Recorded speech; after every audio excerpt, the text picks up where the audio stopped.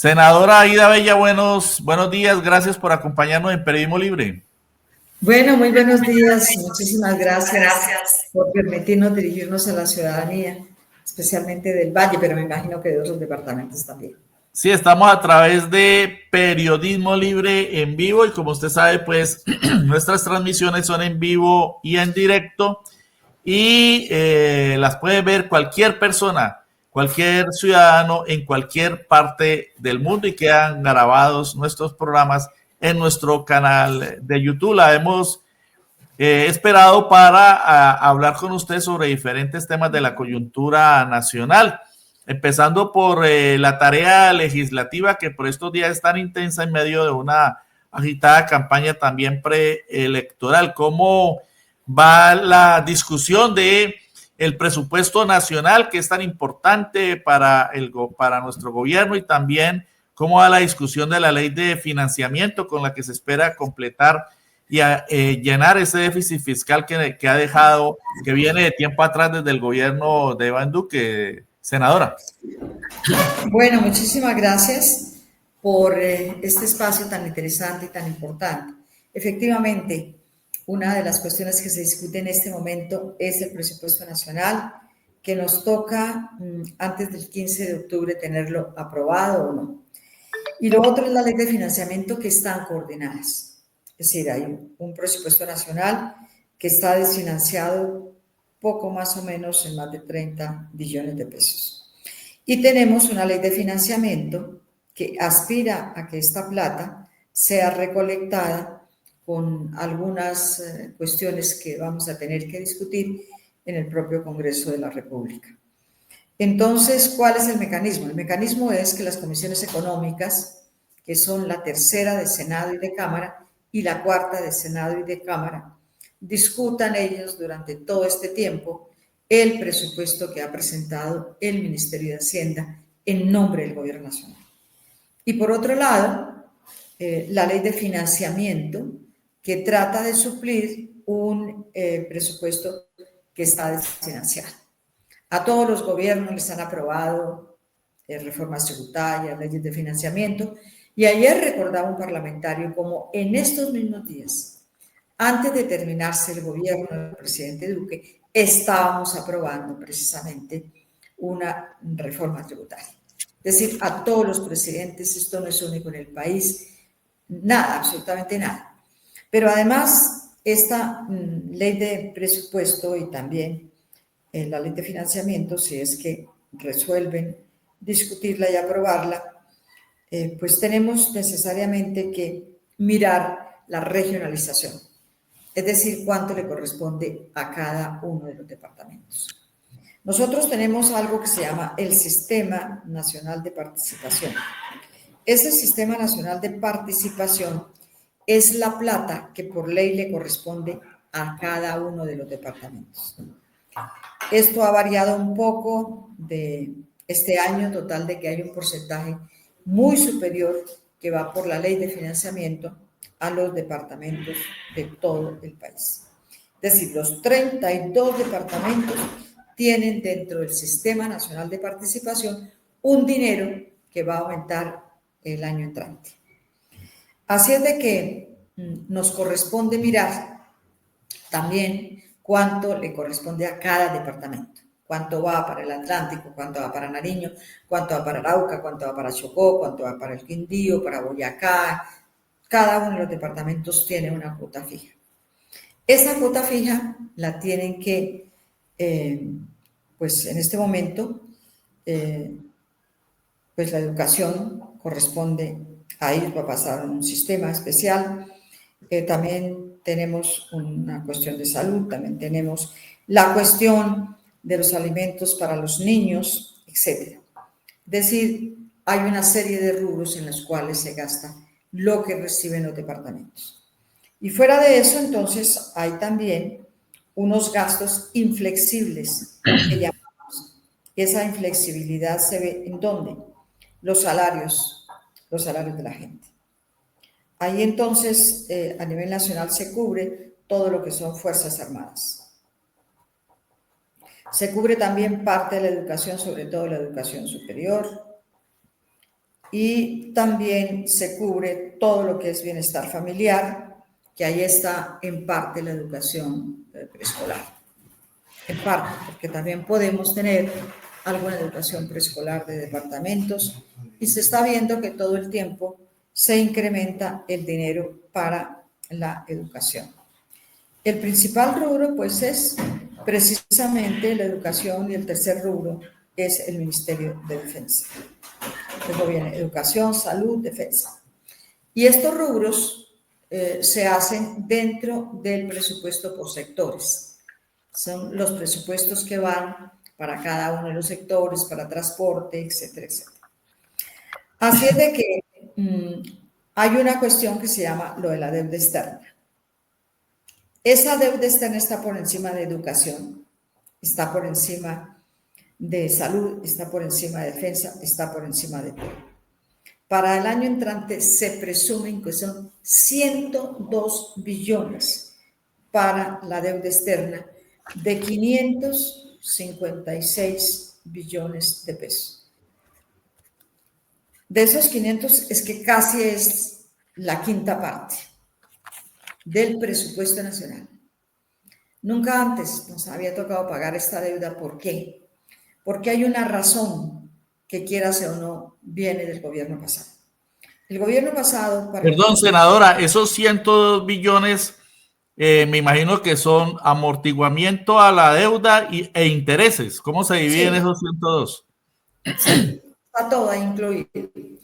Pero esta cuestión de esta deuda tan alta viene acumulada por una razón que ayer también veíamos un poco en el Congreso.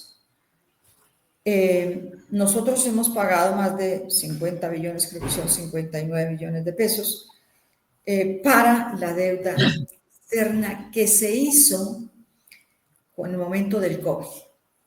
Todos los países del mundo hicieron empréstitos para cubrir una epidemia que nadie esperaba y que el planeta sufrió como lo sufrimos nosotros.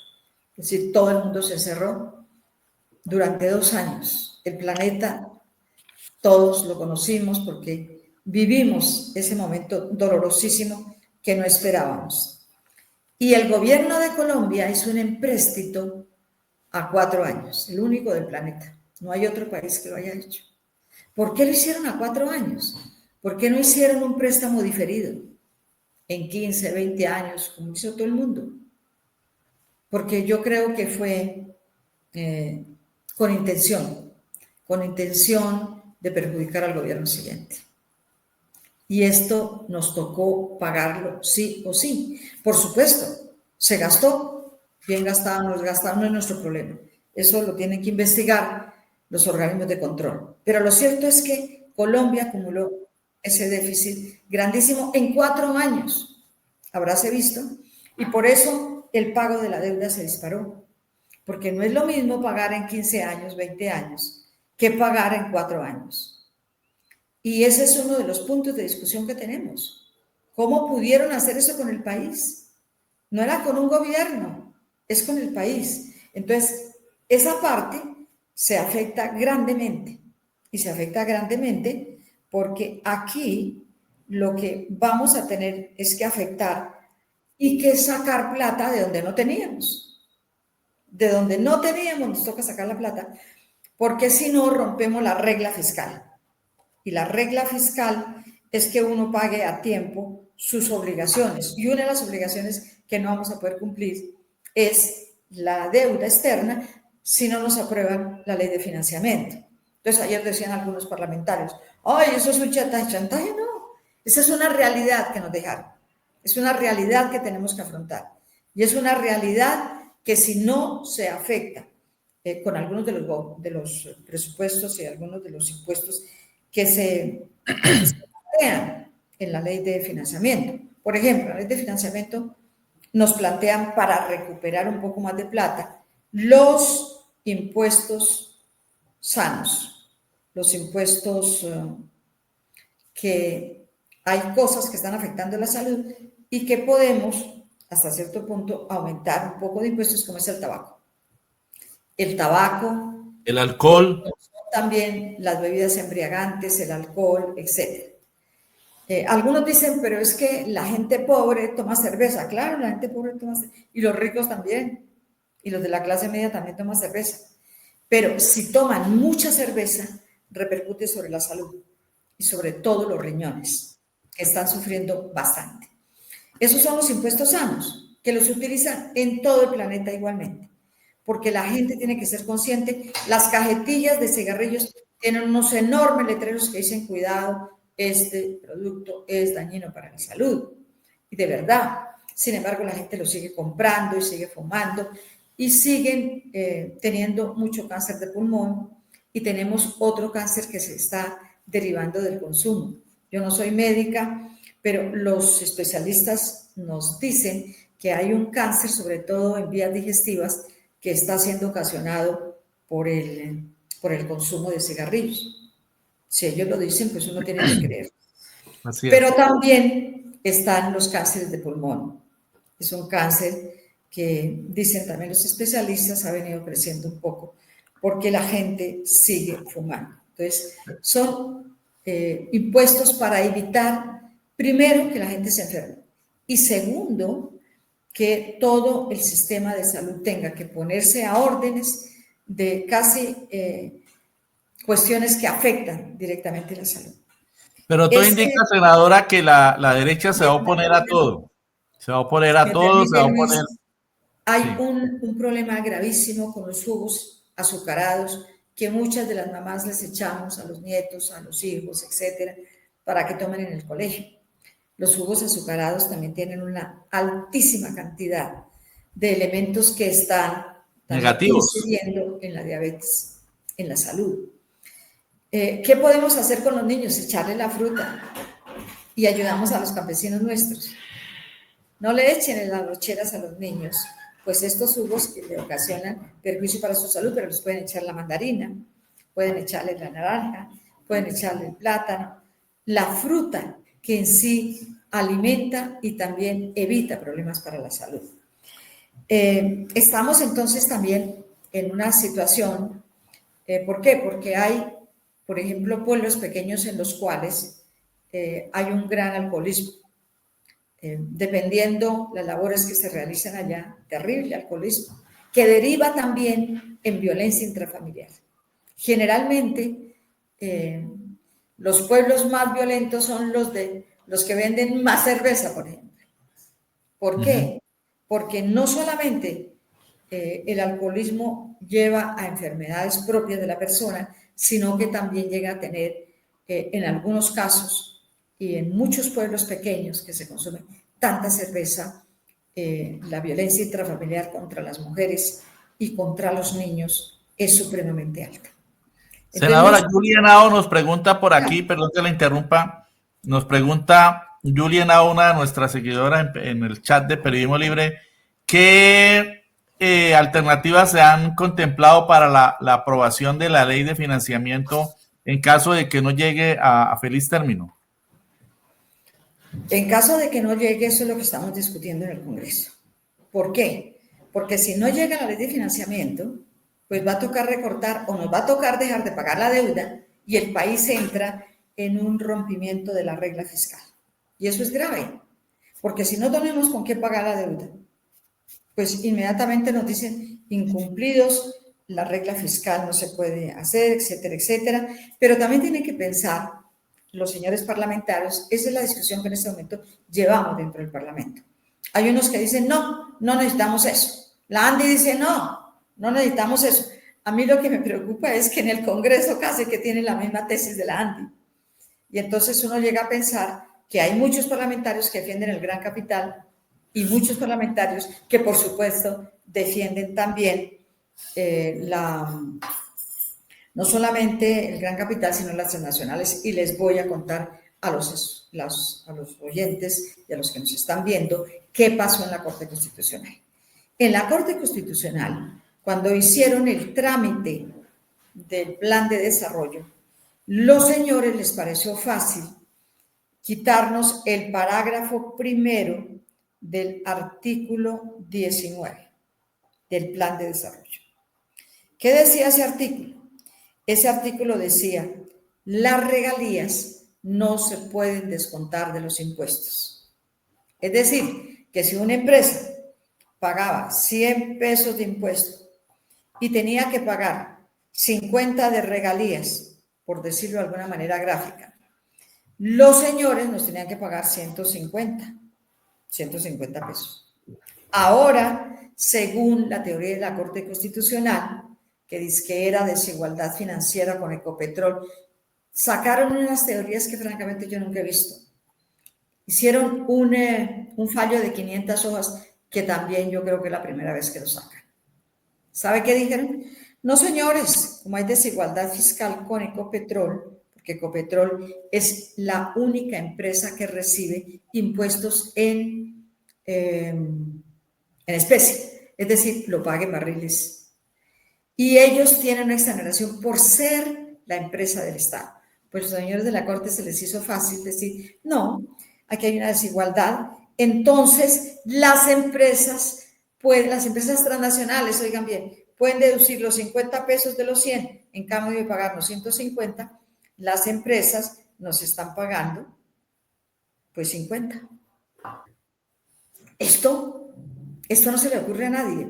A mí me parece que es falta de amor por la patria haber hecho esa clase de cosas en la Corte Constitucional. ¿Por qué? Porque le hemos quitado a los pobres para regalarle a las transnacionales, que sacan nuestra riqueza, o del carbón, o del petróleo, o de la caliza, o del oro, de todo lo que tenemos aquí, porque este país también es un país muy rico. Y en cambio de que ellos paguen las regalías, entonces las regalamos a ellos. Esto es increíble lo que ha hecho la Corte Constitucional, y esto no les parece a los grandes medios un hecho escandaloso, no. ¿Por qué? Nosotros somos respetuosos de la justicia, por supuesto, pero no compartimos determinados fallos. Y ese es un fallo que no compartimos. Y no compartimos porque nos ha quitado dinero para poder evitar ciertas cuestiones que vamos a tener que poner. Porque claro, todo el mundo dice, ay, se afecta a la clase media. Bueno, la clase media, la canasta familiar no se incrementa en nada. No va a haber ninguna posibilidad de que se haga eso. En la reforma de financiamiento, en la ley de financiamiento no está para nada. Que se afecta la clase media y la clase pobre, no se afecta la canasta familiar, y eso está requete comprobado. 2, yo creo que hay necesidad también de llamar a quienes consumen tanques completos de gasolina, por ejemplo, el impuesto a la gasolina. Esto es una cosa que hay que mirar cómo podemos hasta cierto punto también sacar algún dinero de los alimentos procesados. Algunas personas nos dicen también cómo podemos hacer para que la gente se acostumbre a tener un consumo de lo que producen nuestros campesinos. Precisamente hay gente que nos dice, qué bueno, ¿no? Que pudiéramos ayudar a nuestros campesinos, y entonces saltan los industriales, esos que empaquetan los jugos y les echan todo el azúcar posible, casi que los vuelven una cuestión aditiva para los niños que tienen que estar tomando ese azúcar, etc. Y yo sí creo que hay necesidad de que esto también lo veamos los ciudadanos.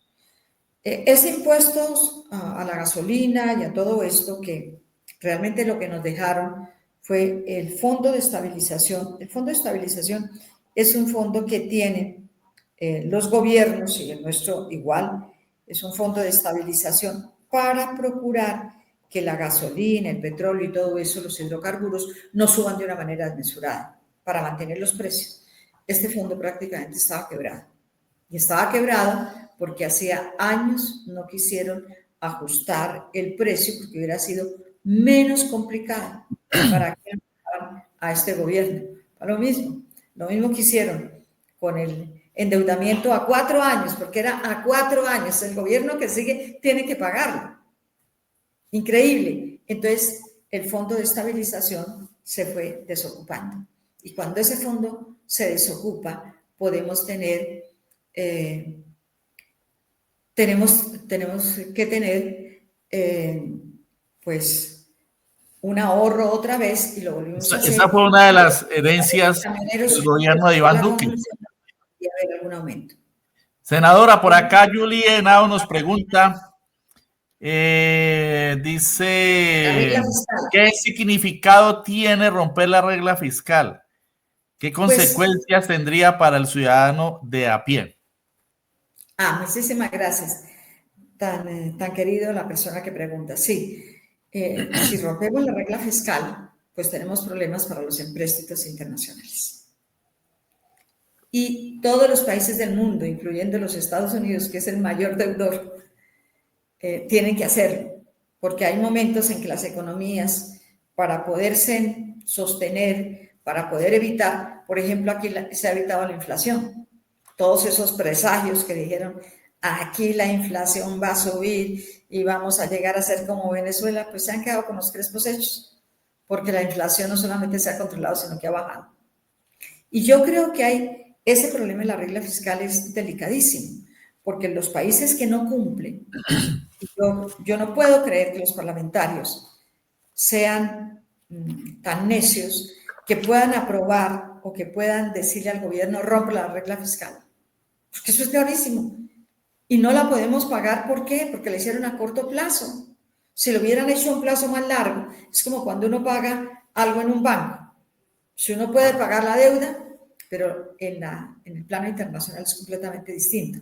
Lo que hemos aprendido es que lo que se hace para 4 años tiene que pagar en 4 años, lo que se hace para 20 años se tiene que pagar en 20 años, ya si tengamos la plata no la podemos pagar. Eso nos pasó con el crédito Jumbo en la época del doctor, del que era en 1992, 91, perdón, el que era ministro, Rudolf Holmes, creo que era. Rudolf Holmes, en esa época nosotros hubiéramos podido pagar la mitad de la deuda externa con lo que había atesorado el Banco de la República, sin embargo no se pudo, porque la deuda estaba a 20 años. Entonces, si rompemos esa regla fiscal, vamos a tener dificultades para hacer los empréstitos internacionales.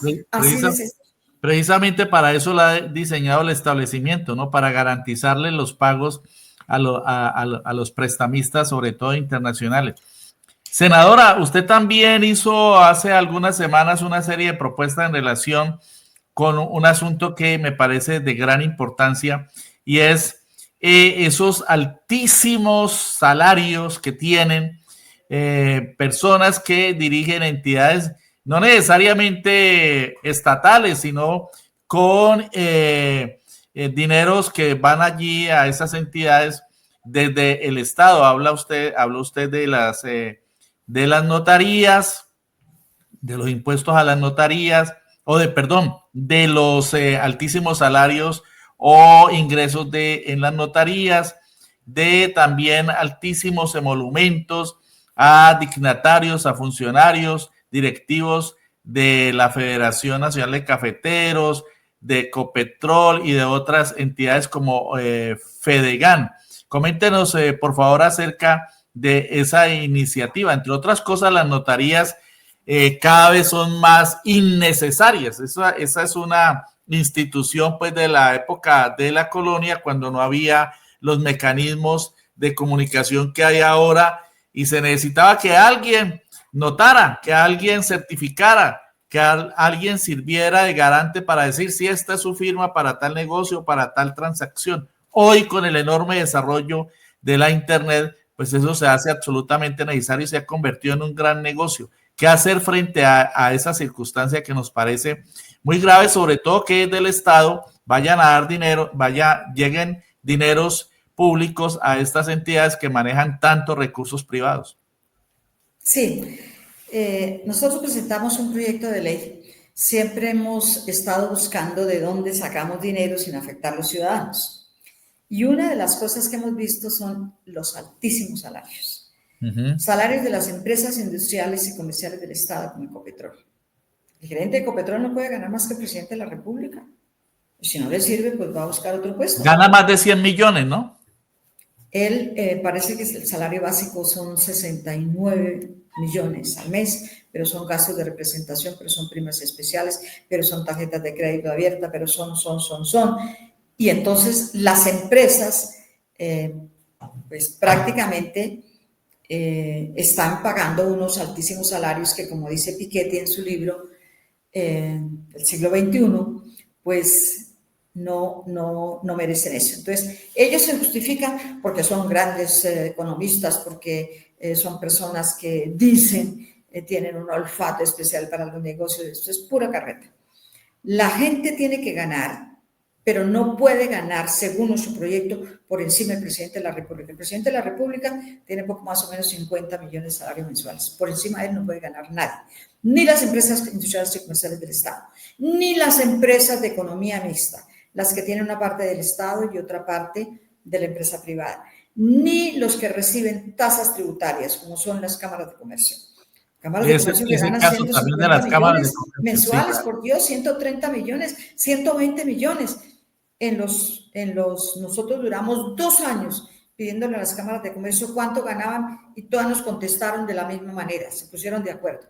Para decirnos, yo gano 15 salarios mínimos, el otro gana 30 salarios mínimos, el otro gana 40 salarios mínimos. Y cuando les preguntamos cuáles son las primas que tienen, dijeron que eso hacía parte de la intimidad. ¿De la intimidad de qué? Si esos son dineros del Estado. Y nos parece que aquí hay otros problemas grandes. No solamente los empleados nacionales no podrán ganar, ninguno. Los empleados departamentales, ninguno por encima del presidente de la República. Los municipales tampoco. Porque, bueno, no hemos encontrado tampoco un alcalde que gane tanta plata, pero todo lo que ganen tienen que declarar. Entonces, las grandes cortes tienen un decreto. Imagínense, los gastos de representación de las altas cortes no se pueden afectar por los impuestos. ¿Por qué no? ¿Por qué no? Los gastos de representación de cualquiera. Los parlamentarios pagan sobre sus gastos de representación, otros funcionarios pagan sobre sus gastos de representación. ¿Y por qué las altas cortes no pagan sobre los gastos de representación? Háganme el favor. No, aquí no tiene que haber corona para nadie. Pero también algunas federaciones. Nuestro proyecto dice, nadie que reciba regalías, nadie que reciba para fiscalías. Por ejemplo, reciben para fiscales la Federación de Cafeteros, la Federación de Ganaderos, la Federación de Cacaoteros, la Federación de Arroceros, y ellos, algunos ganan por encima de los 100 millones de pesos mensuales, es decir, ganan 2 veces lo que gana el presidente y algunos 3 veces lo que gana el presidente. Señores, esto no puede ser, pero ahí en el salario tienen que estar incluidos gastos de representación, primas especiales y demás. Esto tiene que acabarse definitivamente.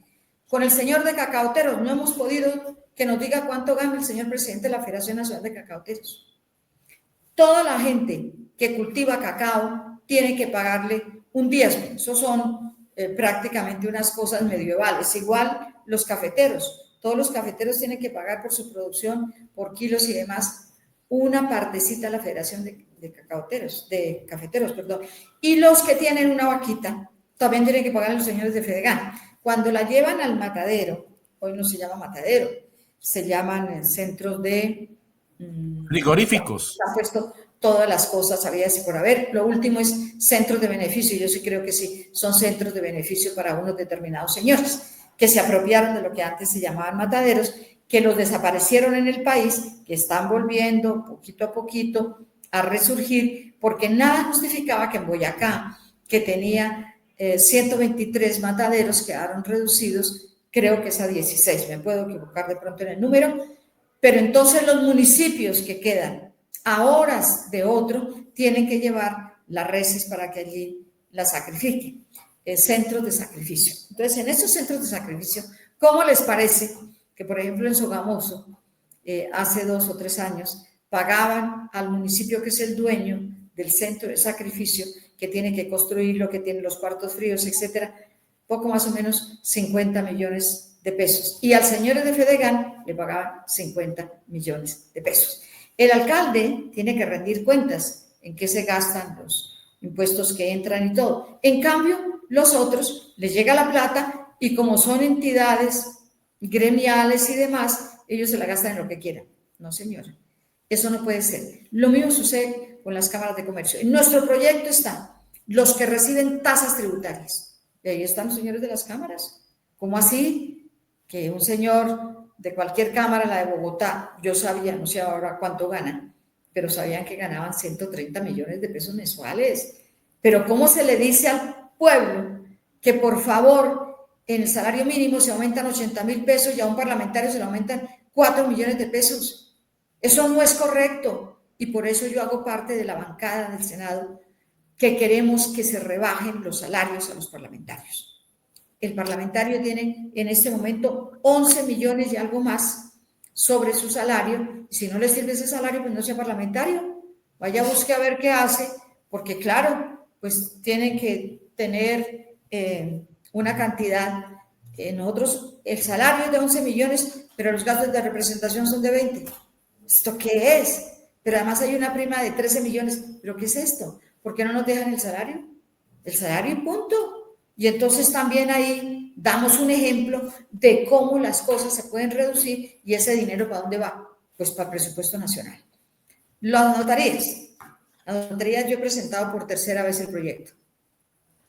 Por tercera vez el proyecto. Está en la comisión primera del Senado. Esperamos que este proyecto se tramite. ¿Para qué? Para que los notarios sean empleados públicos, porque eso es un servicio público según dice la Constitución, y vamos entonces a mirar cómo los señores también, el máximo sueldo que pueden tener son 50 millones, porque aquí hay notarías en Bogotá que tienen un producido enorme, pero además de eso les cuento otra cosa, Luis. He descubierto los últimos días que además también eran evasores. Ojalá esto se haya arreglado, porque lo que declaraban en la superintendencia de notariado era uno y lo que declaraban en la DIAN era otro.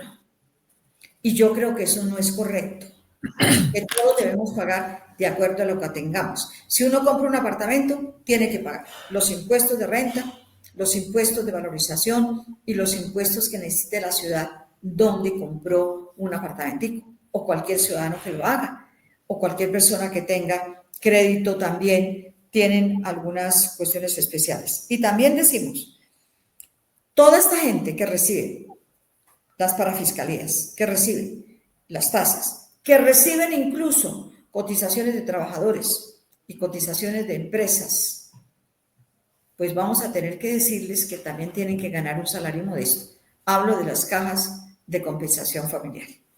Los que manejan los subsidios, de los niños, el subsidio familiar, por Dios, tampoco pueden ganar más que el presidente de la República.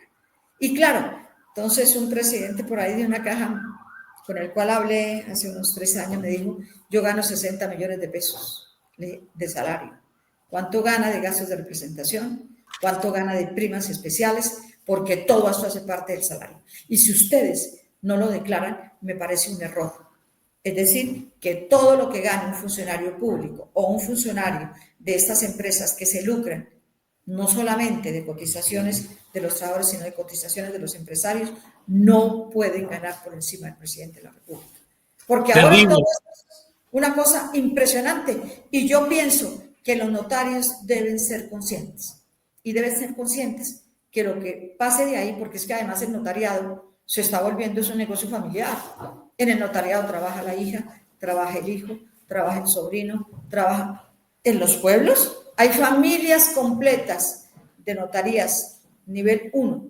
No sucede lo mismo con las notarías de nivel 2 y de nivel 3. Al contrario, a muchos de ellos hay que subsidiarlos.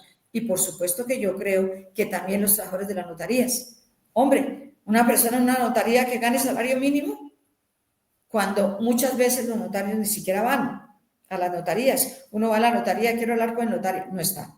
¿Quién lo reemplaza? Fulano de tal. Vuelve al mes, el notario, por favor, no está. Yo digo, bueno, ¿y estos notarios dónde la pasan? Algunos en el extranjero, se la pasan casi que de vacaciones intermitentes, y eso a mí no me parece correcto. Ni siquiera van a firmar porque ya todo es con sellos o con las personas que tienen ahí empleadas. Esto, las notarías, lo mismo que la procuraduría y partes de la Contraloría, pues son instituciones que están en crisis, entre otras cosas, por lo que planteábamos ahora, ¿no? Porque además cumplen funciones que cumplen otras entidades del Estado. Esa fue una discusión que se dio en la pasada campaña electoral. Incluso el presidente Gustavo Petro planteaba cambios sustanciales en relación con la Procuraduría. La Procuraduría cumple muchas funciones que cumplen también en la Fiscalía. Es más, hay estados, hay países en los que la Procuraduría es la misma Fiscalía.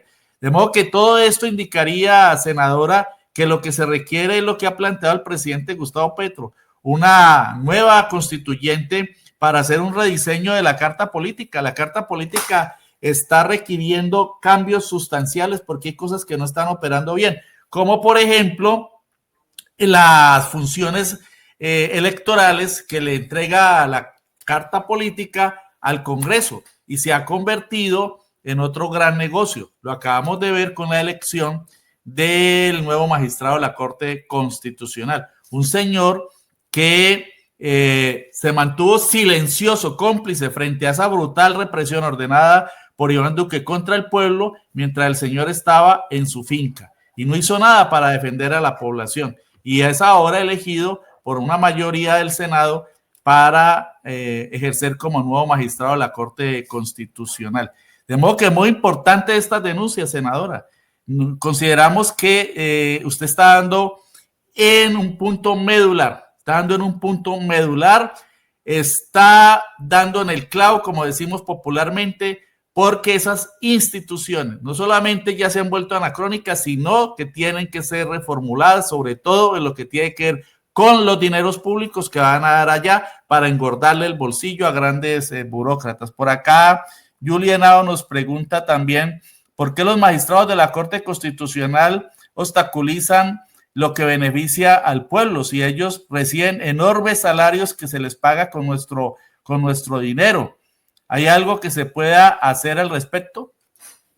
Yo creo que sí, es el propio pueblo quien tiene que hacerle los reclamos a una corte que realmente está pagada con los impuestos de los ciudadanos. Y yo realmente he hecho varias constancias, porque no justifico que la Corte en estos momentos le preocupan más las formas que la Constitución. Increíble. En el artículo 1 de la Constitución está que Colombia es un Estado social de derecho. Se lo dijo el presidente el miércoles en Barranquilla. Increíble. Si hay cosa justa en este país, es pagarle a nuestros campesinos, que son más de 3 millones, vendedores ambulantes, amas de casa, etcétera, que tienen más de 60 y 65 años, por Dios. 223,000 pesitos frente a 61 millones de los magistrados de las cortes. ¿Esto qué es? Yo sí creo que ahí vamos a tener que hacerles caer en cuenta. De pronto algunos lo hacen de buena fe pensando que las formas son más importantes que el derecho y que los derechos de la gente, por Dios. Han solicitado 3 veces y 3 veces se les ha votado. Cada día sacan una disculpa para no aprobar. Yo personalmente estoy hablando con el doctor Ibáñez, por ahí me lo encontré en un almuerzo, en alguna cosa de ese, le dije, doctor Ibáñez, ¿esto qué es? ¿Cómo es posible que nosotros seamos tan insensibles con la gente? ¿Cómo es posible que los campesinos que laboraron de 5 de la mañana a 4 de la mañana, etcétera, hasta medianoche, y algunas veces no duermen cuando tienen cuestiones especiales con los cultivos o con los animales? ¿Cómo es posible que esto pase? Entonces yo sí creo que ahí ellos van a tener que asimilar que aquí hay gente muy pobre, que no tiene con qué desayunar mañana. Yo he pasado por municipios donde la gente se muere de hambre, donde los campesinos, ya que bajaron ahí al casco urbano por el famoso subsidio para el adulto mayor, que en esa época eran de 60,000 pesos, gente que muere de hambre, porque esos 60,000 pesos no los utilizan para comer, sino pagar el arriendo. Hay gente que pide para comprar un paquete de calaos y comérselos a mediodía con un vaso con agua, si es que la tienen. Yo creo que esto es lo que nosotros vamos a tener que arreglar, y vamos a tener que discutir con los que creen que todo el mundo vive divinamente. Ellos dicen que se la pasan en las regiones. ¿En las regiones con quién? ¿En el club? ¿Dónde se la pasan? Porque es que el problema es que cuando uno habla con la gente, yo acabo de hacer mi visita a 575 desde que soy parlamentaria a todas las regiones del país. Y yo creo que eso es lo que tenemos que hacer, hablar con la gente, escucharlos, pero también actuar para arreglar sus problemas. Y eso es algo que nosotros llevamos no solamente al Parlamento, lo llevamos pues siempre regularmente. Los trabajadores de mi UTL podrán decirlo en algún momento. Lo único que yo quiero es que la gente por lo menos tenga una vivienda y tenga algo con que comer cuando llega a la edad en la que yo estoy, a la edad adulta, en la tercera edad. Y yo creo que hay necesidad de que la gente entienda que aquí hay personas de la tercera edad que mueren de hambre porque no tienen un calado ni un vaso con agua. Y esto es muy grave para nosotros. Por aquí David nos dice en nuestro canal simultáneo en el chat de Periodismo Libre en Vivo, David Mauricio Corredor nos dice: bajar esas megapensiones de exmilitares también liberaría recursos para invertir en la dignidad de nuestros viejos, de los más pobres. Todo lo que sean las pensiones súper altas. Entre otras cosas, la Corte ya ha fallado de que no se pueden ganar más de 25 salarios mínimos, que eso equivale poco más o menos a unos, en este momento podrían ser 30 millones y un poquito más. Más de 30. Yo sí creo que hay la necesidad de que pensemos en los que no tienen nada.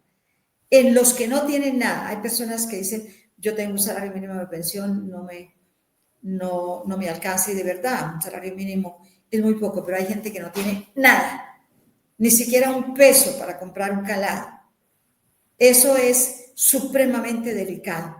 Y yo creo que si ellos se gastan pues una cantidad de dinero en el club, hay personas que ganan un salario de los 50 millones de euros que ganamos en el Parlamento, que hay que bajarlos, pero claro, le pagan 10 millones al club. ¿Y quiénes van al club? Pues al club no va la clase media. Con 10 millones que se ganan, pues al club, ¿quiénes van? Al club donde ellos pagan 10 millones, 5 millones de pesos, 7 millones de pesos mensuales. ¿Quiénes se reúnen allá? A eso es que van a las regiones a reunirse con la gente que tiene hasta sus bisnietos tienen asegurados, porque ahí en el Parlamento hay gente que nació con pensión, hay gente que heredó tanto que no tuvo que trabajar nunca nada, y que dicen que llegaron al Congreso a ganar menos de lo que ganaban en la empresa privada, pues que se devuelvan para allá. ¿Por qué tienen que estar perdiendo plata? Por ahí una candidata presidencial. Yo vine al Congreso a perder plata. Pues devuélvase para la empresa privada, que ya le pueden pagar lo que quieran. María Pero Fernanda mientras Cabal, sean dependientes del Estado, no. Bueno, por acá ha estado muy movida la opinión de nuestros seguidores en el chat, y por considerarlo pertinente, pues le hemos estado dando traslado de algunas de las inquietudes a usted. Por acá Luz Lutzi nos dice que se demoraron una cantidad de tiempo en contestarle un derecho de petición sobre un asunto catastral, y eso que le toca bajar al pueblo y gastarse un cojonal de plata para poder hacer ese trámite. De modo que el pueblo damnificado, afectado por estas instituciones y estas entidades que tienen, quienes las dirigen, unos altísimos salarios sin hacer mayor cosa.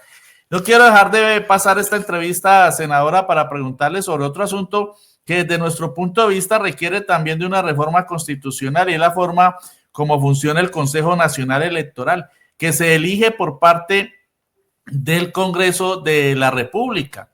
Esa es otra de las funciones electorales que tiene el Congreso de la República, otorgadas pues por la Corte, por la Constitución Política de nuestro país. Y específicamente ahora hay mucha preocupación en toda Colombia sobre esta ponencia que ha estructurado uno de los magistrados del Consejo Nacional Electoral sobre la personería jurídica para el pacto histórico. Este magistrado del Partido Liberal dice que se debe se le puede aprobar la personería jurídica al pacto histórico, pero sin Colombia Humana, que porque Colombia Humana no reunió 76,000 personas en una asamblea griega para que aprobara las 2/3 partes su paso o su adscripción a un partido único y su renuncia a su personería jurídica. Ayer un plantón aquí en Cali de militantes de los diferentes partidos del pacto histórico, Colombia Humana, Partido Comunista, Unión Patriótica, Polo Democrático, para rechazar esa propuesta, esa ponencia de Altus Vaquero del Partido Liberal, que viene con esta maniobra, ¿no? Muchos la hemos denominado una trampa, un exabrupto, pegarse de un artículo que no dice delegados a una asamblea, sino militantes afiliados para atentar contra la unidad de un partido político, el pacto histórico, que es la principal fuerza política de Colombia, ya reconocido por diferentes estudios a nivel nacional. ¿Cuál es su opinión, senador, en relación con este caso que tiene muy preocupadas a todas las militancias? Porque esto atenta directamente contra la unidad y va orientado a que el pacto histórico tenga que ir dividido a las elecciones próximas, a que no haya la consulta del 26 de octubre y afectar la votación del pacto histórico. ¿Cuál es su opinión? ¿Cuál es su análisis? Pues yo creo que es una enorme equivocación del Consejo Nacional Electoral, porque además de las observaciones que usted ha hecho, están otras que he dejado en una constancia en el Congreso. El Consejo Nacional Electoral, en mi modesto criterio, viola el artículo 38, aquí tengo la Constitución, se los voy a leer porque es muy corto, dice lo siguiente: se garantiza el derecho de libre asociación para el desarrollo de las distintas actividades que las personas realizan en sociedad. Ahí están incluidos los movimientos políticos, pero el artículo 40, en su numeral 3, dice lo siguiente: constituir partidos, movimientos y agrupaciones políticas sin limitación alguna, formar parte de ellos libremente y difundir sus ideas y programas. Aquí está, este es el artículo 40, numeral 3. Como si fuera poco, a mí me parece que los honorables magistrados del Consejo Nacional Electoral no se dieron cuenta que está el artículo 4 de la Constitución, que dice lo siguiente: la Constitución es norma de normas. En todo caso de incompatibilidad entre la Constitución y la ley u otra norma jurídica, se aplicarán las disposiciones constitucionales. Es deber de los nacionales y de los extranjeros en Colombia acatar la Constitución y las leyes y respetar y obedecer a las autoridades, a no ser que los señores del Consejo Nacional Electoral no se sientan colombianos. Pero esta es la Constitución Nacional y tienen que respetarla. Una sola palabra ha motivado. Pero en la lógica de ese artículo, no soy de la Colombia Humana, pero estuve en la explicación que nos dieron sus directivos, y es que en un artículo donde se hablan de la asamblea de delegados, en cambio de poner una palabra a lo último, que era la mitad más uno de los delegados, por algún error pusieron afiliados. Eso no se hace con un partido político. Y yo llamo a los señores del Consejo Nacional Electoral, si no habían visto desmesurados esas cuestiones antes, ¿por qué ahora las sacan? Y me parece que es un acto de irresponsabilidad política y además jurídica.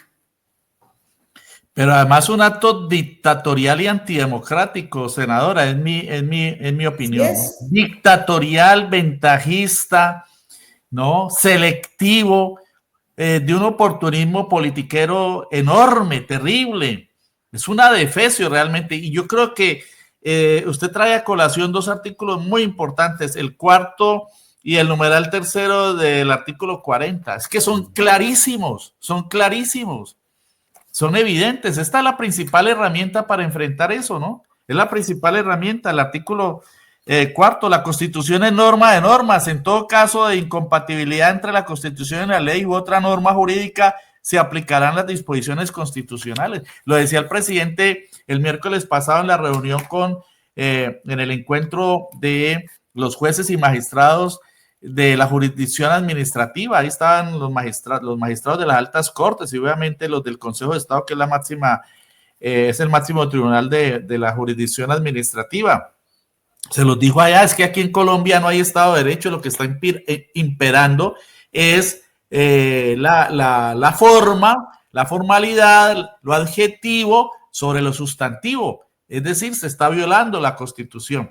Y ese numeral tercero que usted menciona, senadora, me parece clave, ¿no? Todo ciudadano tiene derecho a participar en la conformación, ejercicio y control del poder político para ser efectivo. Este derecho puede, y el numeral tercero del artículo 40 de la Constitución que usted menciona, constituir partidos, movimientos y agrupaciones políticas sin limitación alguna, formar parte de ellos libremente y difundir sus ideas y programas. Clarísimo, clarísimo. De modo que... Así es. Muy Luis importante, Alfonso, nosotros muy esperamos que el Consejo... recordado esos artículos de la Carta Política. Que el Consejo Nacional Electoral reflexione, porque no puede impedir que nosotros nos agrupemos como queramos. Y Colombia Humana hace parte íntegra, oigan bien, señores magistrados, si ustedes definitivamente quieren desconocer la Constitución, pues habrá también otros elementos jurídicos para hacerla. Pero yo los llamo simplemente a que reflexionen, a que miren nuestra Constitución, a que ustedes no pueden por una palabra decirnos que tienen que reunir 50,000 personas pues para aprobar cualquier cosa en un partido. 76,000.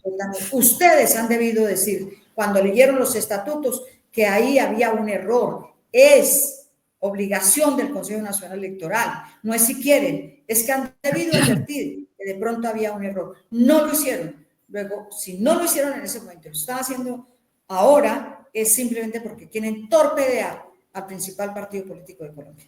Porque esos estatutos ya habían sido avalados por el mismo Consejo de Estado, claro. El Consejo Nacional Electoral. Es increíble. ¿Por qué no se dieron cuenta de eso antes?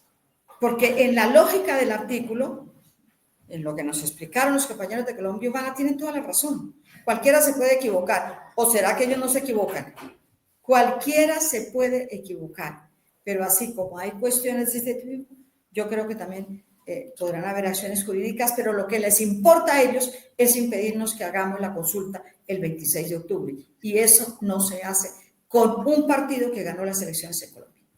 Pero a la derecha no le importa incurrir en esas manipulaciones, senadora, porque el interés supremo y estratégico de ellos es evitar que el pacto histórico vaya unido para derrotarlo por sustracción de materias. ¿Cuáles son las alternativas? Se preguntan en el Valle del Cauca, en Cali, en este plantón fue la pregunta que predominó. ¿Cuáles son las alternativas?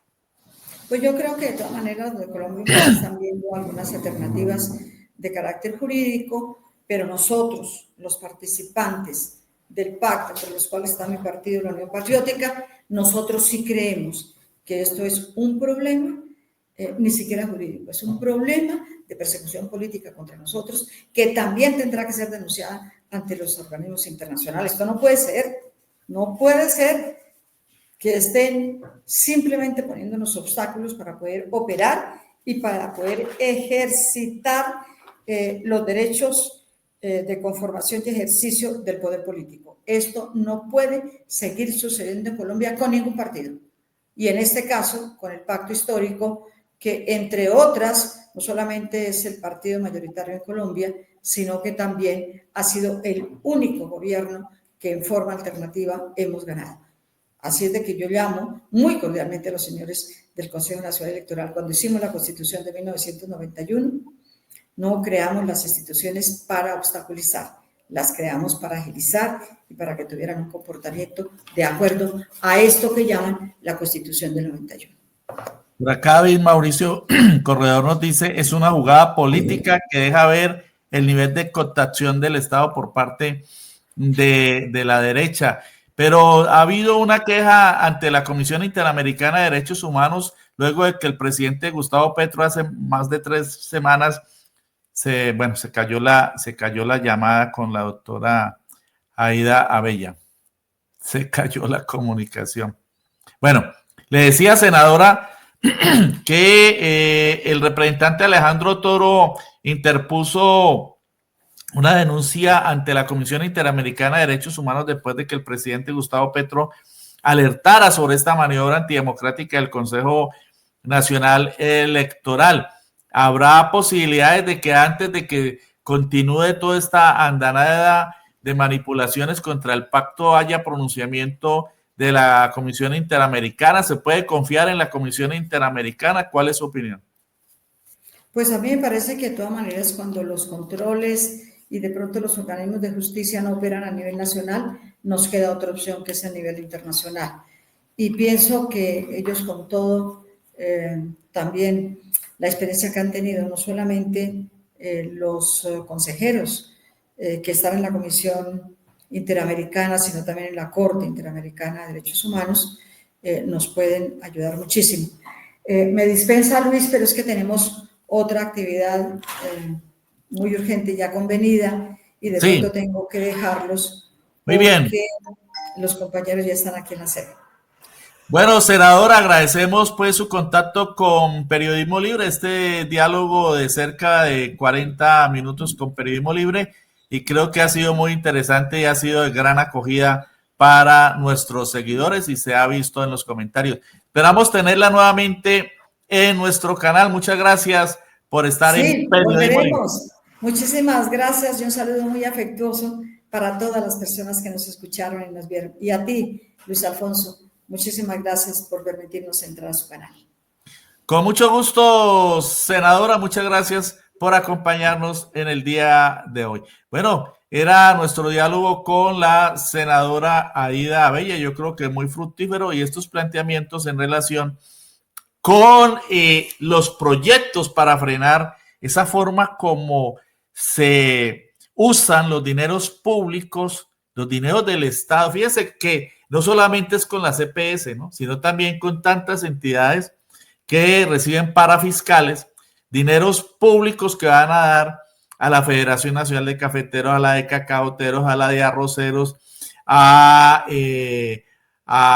tantas entidades, tantas federaciones, y que solo sirven para pagar unos sueldos y unos emolumentos y unos gastos de representación, entre comillas, multimillonarios. Y lo que ocurre con funcionarios de diferentes entidades del Estado que también pues tienen unas asignaciones que son a veces el doble o el triple de lo del presidente de la República. Ojalá fructifique estas iniciativas en el Congreso de la República. Y también las precisiones que hace la senadora en relación con estas tramposas jugadas en el Consejo Nacional Electoral. Vamos a seguir pendientes a ver cuáles son las alternativas que se surten frente a estos tramposos del Consejo Nacional Electoral.